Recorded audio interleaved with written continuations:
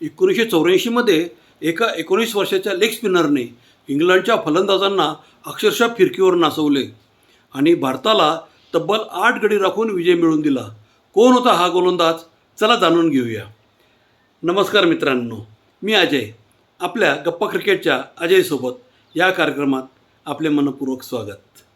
आज आपण आठवणींना उजाळा देणार आहोत इंग्लंडच्या 1984-85 भारत दौऱ्यातील पहिल्या कसोटी सामन्याचा, जो 28 नोव्हेंबर ते 30 डिसेंबर 1984 दरम्यान मुंबईच्या वानखेडे स्टेडियमवर खेळला गेला होता.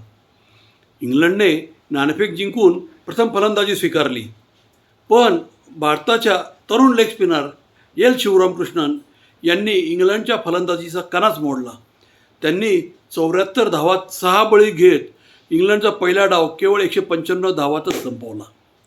यानंतर भारताने दमदार प्रत्युत्तर दिले. रवी शास्त्री यांनी 142 धावांची शानदार खेळी, तर सय्यद किरमानी यांनी 102 धावांचे शतक झळकावत भारताला 465 धावापर्यंत पोहोचवले आणि भारताला 270 धावांची महत्त्वाची आघाडी मिळाली.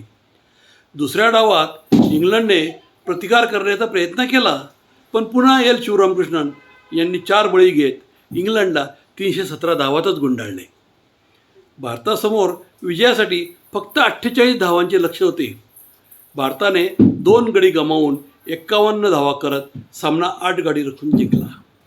या सामन्याचा सामनावीर ठरला रवी शास्त्री त्यांच्या 142 धावांच्या अप्रतिम खेळीमुळे. पण या विजयाचा आणखीन एक खरा नायक होता, तो 19 वर्षाचा एल शिवरामकृष्णन. त्यांनी सामन्यात एकूण 10 बळी घेत इंग्लंडच्या फलंदाजांना पूर्णपणे निष्प्रभ केलं. मित्रांनो, हा ऐतिहासिक विजय तुम्हाला किती आठवतो? तुमचे मत कमेंटमध्ये नक्की सांगा. व्हिडिओ आवडला तर लाईक, शेअर आणि गप्पा क्रिकेटच्या अजयसोबत चॅनलला फॉलो करायला विसरू नका. धन्यवाद.